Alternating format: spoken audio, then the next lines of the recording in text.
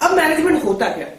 Management का आसान बड़ा सिंपल सी एक बेसिक सी डेफिनेशन है मैनेजमेंट की। Management is an art of getting things done through others with the aim of achieving objective effectively and efficiently. Management एक कला है जिसके थ्रू हम बाकियों से काम करा सकते हैं। यानी कि जो मैनेजर है वो खुद काम नहीं करता है, वो दूसरों से काम करवाता है। तो आप मैनेजमेंट की फीचर्स में लिख सकते हैं, इट इज एन आर्ट।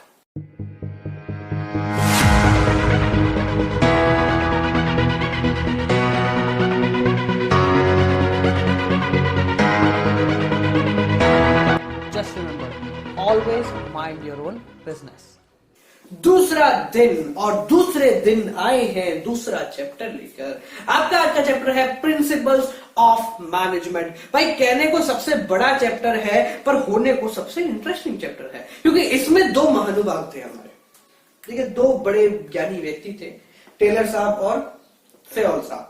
ठीक है, इन दोनों ने अपने पूरे जीवन में इतने सारे प्रिंसिपल बनाए और वो सारे के सारे प्रिंसिपल हमें उठा के दे दिए कि भैया आप 12वीं कक्षा में पढ़ लो। तो अच्छी बात है, उन लोगों ने प्रिंसिपल बड़े अच्छे बनाए थे। तो आज उन्हीं प्रिंसिपल्स के बारे में बात करेंगे और आपको बताएंगे कि भाई प्रिंसिपल ऑफ मैनेजमेंट जो चैप्टर है उसमें से कौन से टॉपिक्स आपके इंपॉर्टेंट है और किस तरीके से आपको उन टॉपिक्स को कवर अप करना है।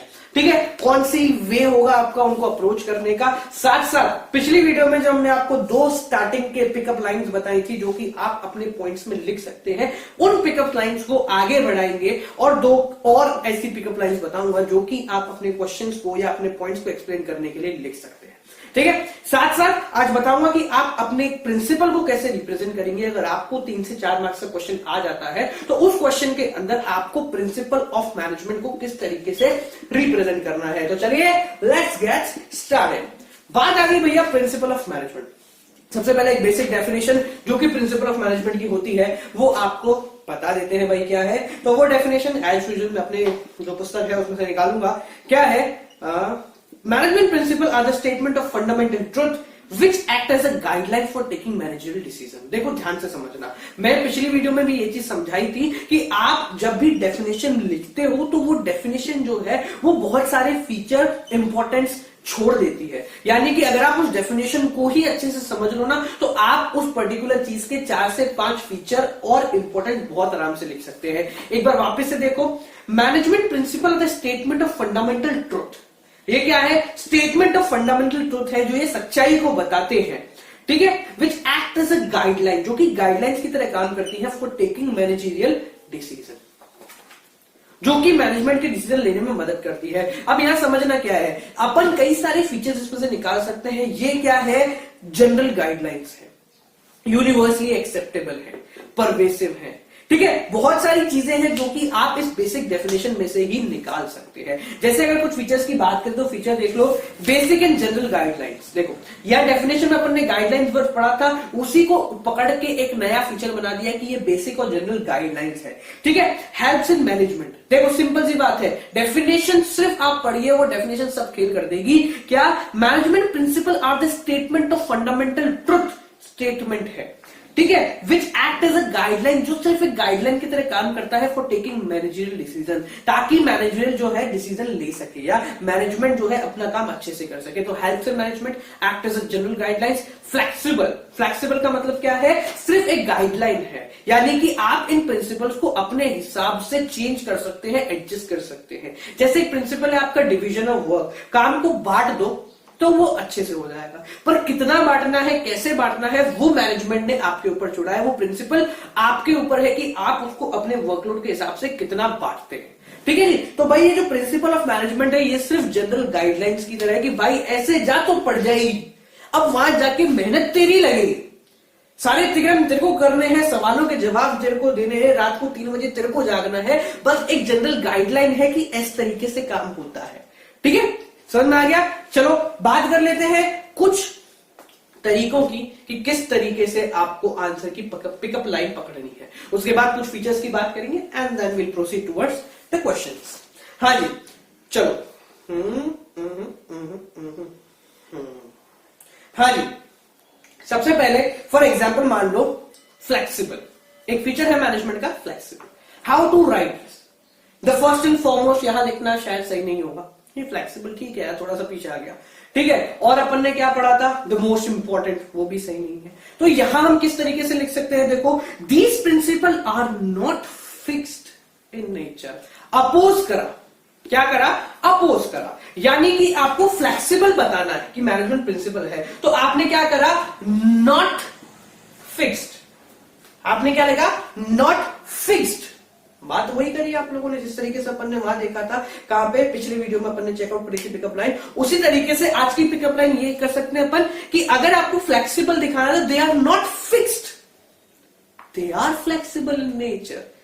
It's up to the manager कि उसको कितना उसको पिक करना है और उसको किस तरीके से अप्लाई करना है। हो गई एक पिकअप लाइन। देखो स्पेसिफिक डेफिनेशन जो मैंने लिखी हुई है क्या है, these principle are not fixed in nature, they are just guidelines. So the application can be modified according to the manager needs and requirement. यार ये जो आखिरी की लाइन थी ना, ये पढ़ते समय मुझे बड़ी खुशी होती है क्योंकि मैंने इतना मजे से लिखी थी ये लाइन, क्या वापस से सुनना, मैं एक और पढ़ाऊंगा। These principles are not fixed in nature, they are just general guidelines. अब सुनना, so their application can be modified by the manager according to the need and requirement of the organization. यहां सिर्फ अपना दिमाग है, क्योंकि जो टीचर होता है ना, वो आपकी स्टार्टिंग की एक डेढ़ लाइन देखता है, क्योंकि उसको पता है कि वो सबसे भयंकर खेल होता है। अगर आपने स्टार्टिंग में लिख दिया ना एक डेढ़ लाइन, तो आप समझ जाओगे। हाँ जी, एक और, चलो एक और पिकअप लाइन समझते हैं। कौन सी की पिकअप लाइन समझाऊं? हाँ, बड़ी अच्छी पिकअप लाइन है, ध्यान सुनना। जब भी आपको किसी वर्ड, जैसे कोई एक वर्ड लिया, जैसे कॉज एंड इफेक्ट रिलेशनशिप, अब जनरली क्या होता है कि 20 से 40 to 50 to 70% स्टूडेंट्स ऐसे होते हैं जिनको ये नहीं पता कि कॉज एंड इफेक्ट रिलेशनशिप का मतलब क्या होता है। सच्ची बात बताऊं तो मेरे को भी नहीं पता था, प्रैक्टिकल बात बता रहा हूं। कॉज एंड इफेक्ट रिलेशनशिप ऐसा है तो वैसा है, सीधी बात है, ऐसा है तो वैसा है।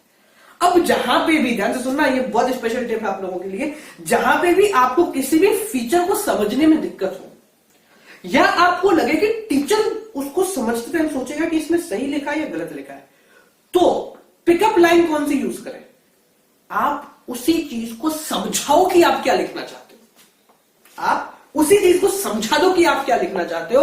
आपकी पिकअप लाइन में बन गई, आपकी डेढ़ लाइन की डेफिनेशन खत्म होगी। एक लाइन की तो हम कॉमर्स वाले हैं, हम सिर्फ एक वर्ड पकड़ के 4 पेज का आंसर लिख सकते हैं, तो एक लाइन लिखना कोई बड़ी बात नहीं है हमारे लिए।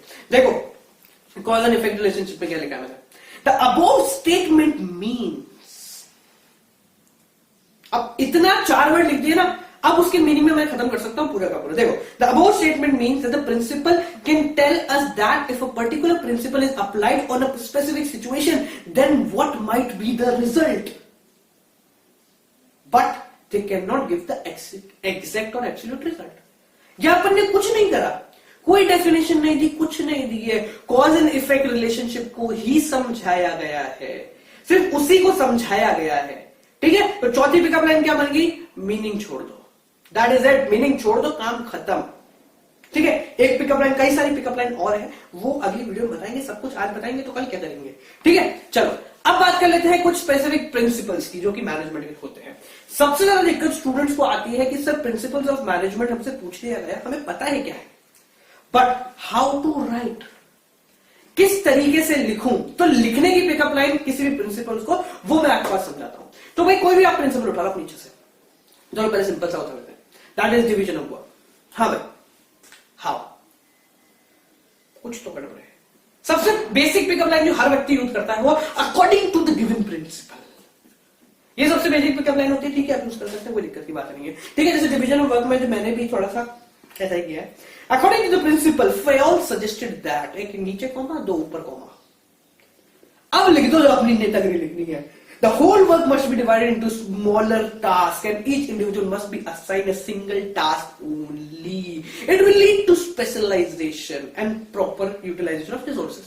As usual, ये तो अपने शब्द हैं जो कि अपन easily apply कर सकते हैं। ठीक है, तो ये तो एक कॉमन लाइन हो गई यार, पर कॉमन से उतने ही मार्क्स मिलेंगे जितने कॉमन स्टूडेंट को मिलता है, तो ये बात है। कोई बात, हाँ जी। तो भाई जैसे कोई प्रिंसिपल आ गया, जैसे प्रिंसिपल है, हाँ, principle of authority and responsibility, principle of authority and responsibility. Sir इस प्रिंसिपल को कैसे एक्सप्लेन करें, अपन ये लिख सकते हैं according to the given principle Fayol suggested that, but थोड़ा सा इसको चेंज करें।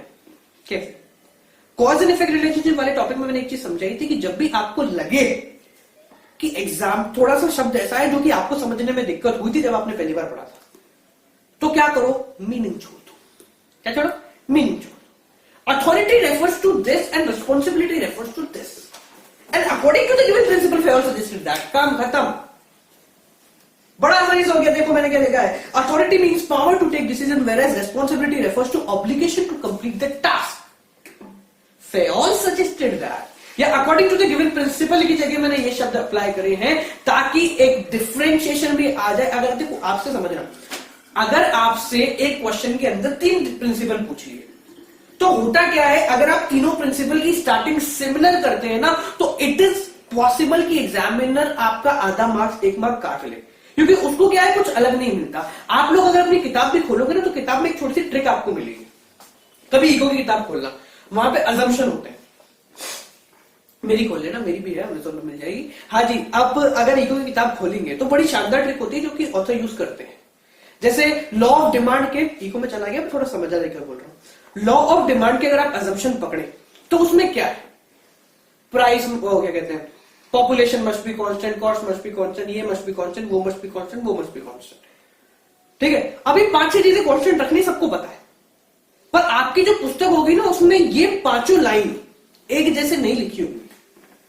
वो पहले कांस्टेंट वाला लिखेगा, दूसरे में मस्ट बी सेम लिखेगा, तीसरे में कुछ और लिखेगा, चौथे में वापस कांस्टेंट लिख देगा, 5वें में मस्ट बी सेम लिख देगा। तो उसने क्या करा, वेरिएशन डाले। वेरिएशन डालने से सामने वाले बंदे को भी समझने में भी अच्छा लगता है एंड ऑल्सो उसको भी समझ में आता है कि बंदे में दिमाग है। तो इस चीज का अगर आप यूटिलाइजेशन करेंगे तो बड़ा आसान रहेगा। ठीक है, पहले अपन ने बता दिया according to the given principle Fayol also suggested that. दूसरा मैंने आपको बता दिया कि यूज मीनिंगफुल डेफिनेशन, यानी कि पहले उसका मीनिंग दे दो, फिर फे आल सजेस्टेड दैट। तीसरा बता दूं, एक लास्ट बता देते हैं। हाँ जी, प्रिंसिपल ऑफ डिसिप्लिन। ये तो भाई करता कोई नहीं पर आता सबको है, फॉलो कोई नहीं करेगा पर आता सबको है। हाँ जी, हमने भी नहीं करा था, अच्छी बात है। हाँ, कैसे लिखोगे, अकॉर्डिंग टू भी लिख सकते हैं। अब डिसिप्लिन का मतलब मत लिख देना।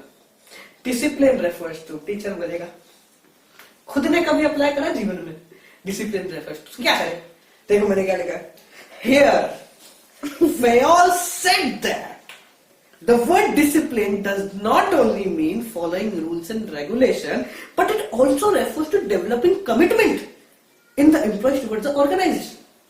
ये जो एंड के फेज होते हैं ना, जब आप बिजनेस पढ़ोगे ना बहुत अच्छे से आ जाएंगे। According to the given principle just that, ये छोड़ने वाला जो काम होता है ना, ये बड़ा आसान होता है। जहां इन्वर्टेड कॉमा लगा के ऊपर के 2 कॉमा लगाने के तक सीख जाओ, फिर कोई गेम नहीं होता, फिर तो ठीक है। जब कल अगर आपने कल वाली वीडियो देखी हो तो मैंने एक बच्ची का आपको वो दिखाया था पेपर, उसके पेपर में आप देखना, आज भी वो पेपर डाल दूंगा दूसरे चैप्टर का। हमारे टेस्ट होते रहते हैं yoga.com पे, ठीक है, सब करते रहते हैं। तो भाई उन्होंने जो बच्चों के टेस्ट मैंने चेक भी किए थे, तो इस बच्चे का मुझे सबसे अच्छा लगा। तो उसका टॉपर है खैर हमारे yoga.com की, तो उसका एग्जाम मैं आपको दिखाता हूं कि उसने आंसर किस तरीके से लिखे हैं। एंड उसका वे ऑफ प्रेजेंटेशन बहुत प्यारा था, लिटरली डायग्राम्स जहां जरूरत थी, मतलब शॉर्ट में इतना अच्छे से समझाना, इट वॉज लाइक इम्पॉसिबल। मैं ढूंढ रहा था कि मैं उसके मार्क्स कहां काटूं। एक पेपर में मैंने उसके आधा नंबर काटने की कोशिश की थी एंड वाज लाइक यार क्या काटूं मैं, क्यों काटूं, मेरे को लिखा था क्यों काटा मैंने, चल गलत भी है तो भी दे ही देते हैं यार, इतना अच्छा लिखा है। मैं दिखाता हूं आपको, राइटिंग से लेके प्रेजेंटेशन तक सब कुछ परफेक्ट। अब ये नहीं बोलूंगा बच्चे पढ़ाई कर लेना बेटा, जिसकी भी कॉपी में दिखाने वालों, ज्यादा चले के झाड़ पे नहीं चढ़ना, बोर्ड हो जाए फिर चढ़ जाना, ठीक है, फिर चढ़ जाना शौक से। मैं ना yoga.com फोटो भी लगा दूंगा आपकी, खुश रहो। पर अभी पढ़ाई करेंगे। हाँ जी, कहां पे थे अपन। हाँ, एक चीज और याद रखें, whenever you are about to explain a principle, उसके मेरिट्स और उसके कॉन्सिक्वेंसेस भी लिखना। ठीक है, कॉन्सिक्वेंसेस भी लिखिए और मेरिट भी लिखिए, उससे फायदा होता है, बहुत फायदा होता है। हाँ, 2-2 मार्क्स में अगर आपसे पूछे कि भाई 2 मार्क्स में लिखना, तो मत लिखने बैठ जाना। 6 मार्क्स का क्वेश्चन है, 3-3 मार्क्स में, तो आप भाई 6 लाइन की डेफिनेशन लिख दी और उसके बाद 6 लाइन का वो लिख रहे हो, एक principle, 2 marks, according to marks आप अपने क्वेश्चन को अटेम्प्ट करें। ठीक है जी, तो भाई ये थे कुछ आपके तरीके और कुछ आपके इंपॉर्टेंट टॉपिक। एक सेकंड रुको, मैं देखता हूं। हाँ जी, अच्छा फटीग स्टडी क्या होती है बताना जरा। Fatigue, what do you understand by the term fatigue study, बताओ तो। ये है ना फटीग स्टडी, समझाने का जो काम है ना, ये बड़ा आसान होता है। फटीग स्टडी हमारे काम की है, कॉमर्स वाले काम की है, रेस्ट इंटरवल हमारे जो काम की है, हम एक फटीग स्टडी में स्ट्रेस लो, सीधी सी बात है भाई, हम काम का शॉर्टकट ढूंढते हैं, काम शॉर्ट में खत्म करो, दैट इज इट, बाकी कुछ नहीं चाहिए सर, शॉर्ट में काम खत्म करो, दैट इज इट, ठीक है, शॉर्ट में बढ़िया, ठीक है। मैं आपको भी 250 क्वेश्चन प्रोवाइड करा दूंगा, करोगे? सच दिल पे हाथ रख के बोला, करोगे? 50 क्वेश्चन दूंगा, करोगे? 4 भी करोगे क्या? 4 भी करोगे? अगर मैं आपको 10 क्वेश्चन दूर बोलूं, 10 क्वेश्चन में पूरा चैप्टर है, करोगे? क्यों? पेपर है, करने पड़ेंगे। 200 नहीं करने, 10 करेंगे, 10 में पूरा चैप्टर करेंगे, बोलो हाँ करेंगे, करेंगे ना। डिस्क्रिप्शन में जो ना पीडीएफ गिवन है, उसमें से केस स्टडी कर लेना, ठीक है। इंपॉर्टेंट टॉपिक्स जो है इस चैप्टर से रिलेटेड, इंपॉर्टेंट क्वेश्चन जो डायरेक्ट क्वेश्चन बनते हैं, ठीक है, कोटेशन बेस्ड क्वेश्चन और डायरेक्ट क्वेश्चन जो बनते हैं वो मैं इस वीडियो के आगे लगा देता हूं, उसको देखना। उससे पहले जिस बच्ची ने टॉप किया था और जिसके आंसर्स हमें बहुत पसंद आए थे, और जो हम आपको बताना चाहते हैं कि इस तरीके से आप अपने आंसर लिखो, अच्छे मार्क्स आते हैं, ठीक है। और रिप्रेजेंट करने का भी तरीका चाहिए, मत करना sir blue pen black pen और एक ही पेन से सब खेल हो जा सकता है, बट रिप्रेजेंट करना आना चाहिए अपने आंसर को अकॉर्डिंग टू मार्क्स। तो चलिए अब बात कर लेते हैं उस बच्चे की कॉपी की। मैं पाकिस्तान करता हूँ अगली वीडियो की तरफ, आप जब तक यहाँ रुकिए, पहले उस बच्चे की कॉपी देखिए, देन डायरेक्ट क्वेश्चन और डिस्क्रिप्शन में जो है केस स्टडी गिवन है उसको कॉपी कीजिए और आराम से जितनी करना चाहो करो। मैं कोई बाउंडेशन नहीं लगा था, 500 करनी, 1000 करनी, 2000 करनी, 10,000 करनी, जितनी करनी करो, खुशी से करो। बिजनेस ऐसा सब्जेक्ट है, खुशी से करो। मेरे को वीडियो बनाते समय धीरे, वीडियो बनाते समय कोई टेंशन नहीं होती, क्यों? बिजनेस इज सब्जेक्ट जिसको खेलते हैं यार, मजे आते हैं उसको करने में। चलिए आज के लिए इतना ही, आप प्रोसीड करें वीडियो की तरफ, मैं निकलता हूं इको की वीडियो की तरफ।